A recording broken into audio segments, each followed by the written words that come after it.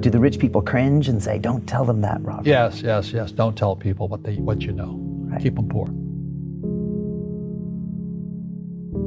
Why don't we learn about money in school? And he looked at me and says, because the government doesn't let us teach that subject. How does a 9-year-old kid in Hawaii, a poor kid, get to this point? The moment I pay you, you think like an employee. He says, that's the trap. Entrepreneurs work for free. So my father was the head of education, PhD, all that stuff. I go home and ask him, I said, why don't we learn about money in school? And he looked at me and says, because the government doesn't let us teach that subject. The government tells us what we can teach and what we can't teach. And I thought that was strange. And I said, but aren't we going to school to learn about money? He says, no, your job is to get a job. I said, but you get a job to earn money. He goes, no, you're supposed to just get a job. I went, no. Isn't the purpose of a job to earn money? He goes, you're correct. I said, so why don't I just learn about money? I can skip the job part, you know?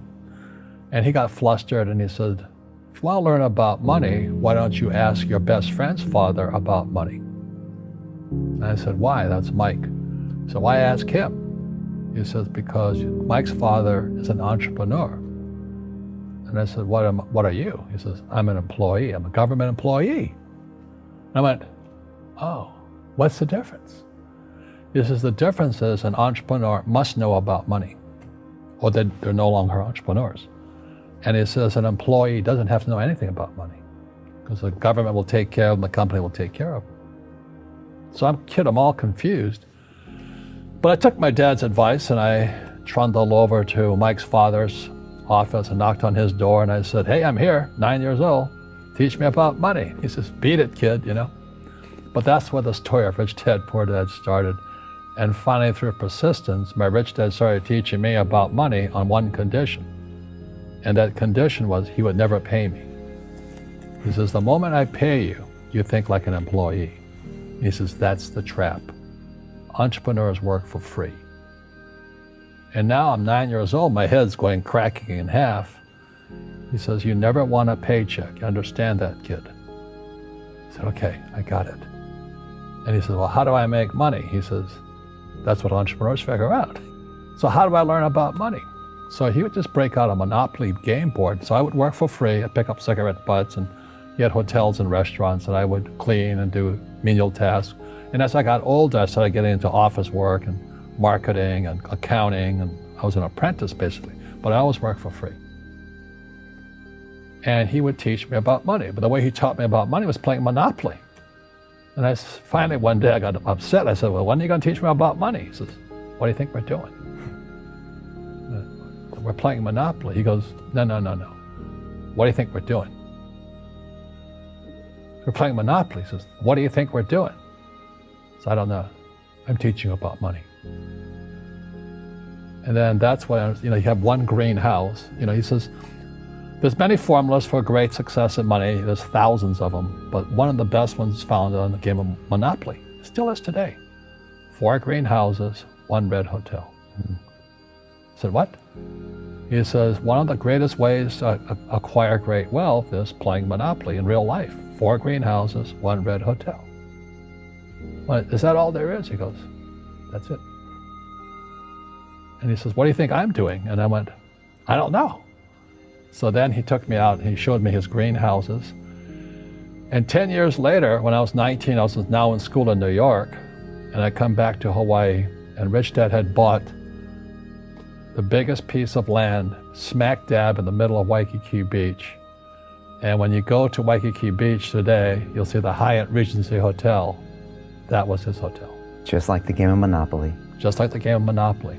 Acquired assets and they became bigger assets. He just kept what's called an assemblage, because that property wasn't that big at that time. So he had to buy out all the small guys. Because Waikiki was a little dirt water little town. So he'd buy out this shop owner and buy that shop owner. And it took him a while, but he finally assembled this large piece of property. And then he and Hyatt put up this giant hotel. You know, It just sold for $800 million. So that's how I learned about money. Because the school system will never teach you about money. The school system was designed to teach you to be an employee, which is important, or a doctor or a lawyer, a specialist, but never about money. I asked the teacher, I said, you know, I'm in my third year of calculus now. It was called strength of materials. I said, am I ever going to use this stuff? He goes, no. You know, I said, why do you teach it?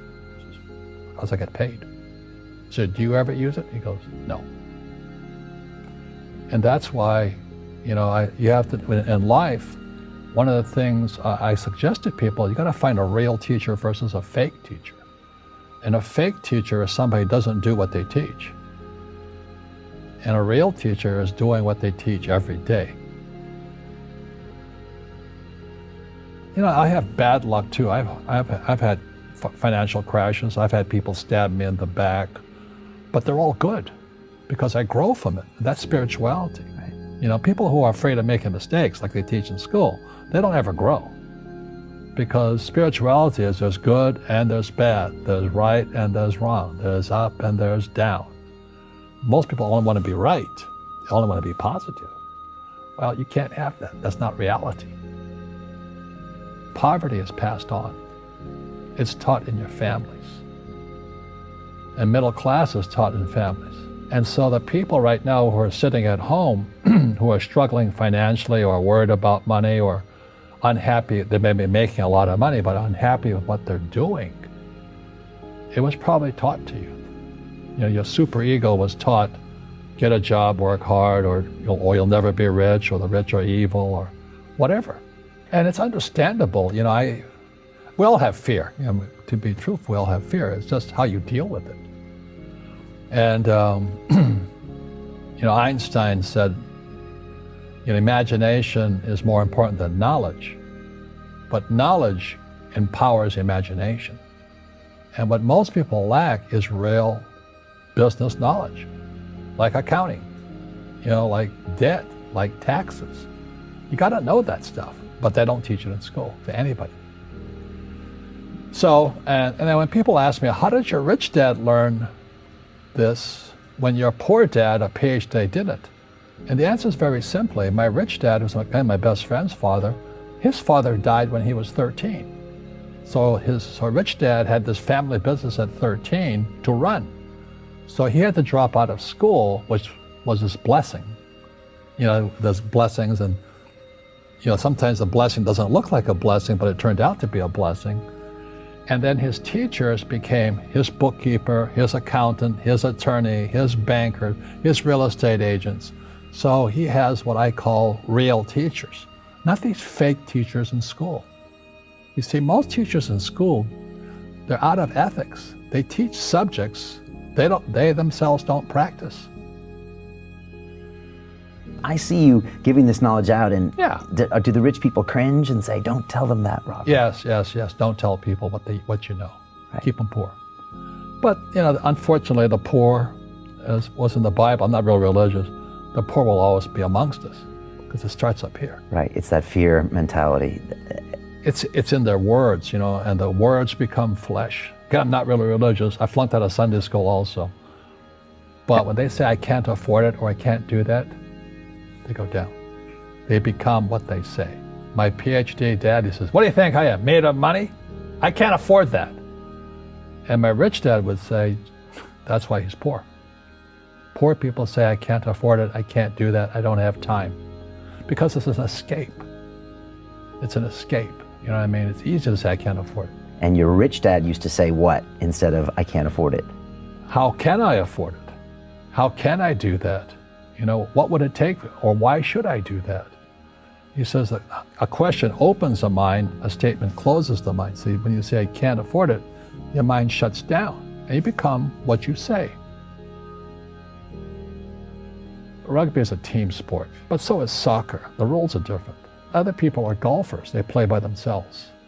And so everybody's different. So what I say to young people is, you find your game.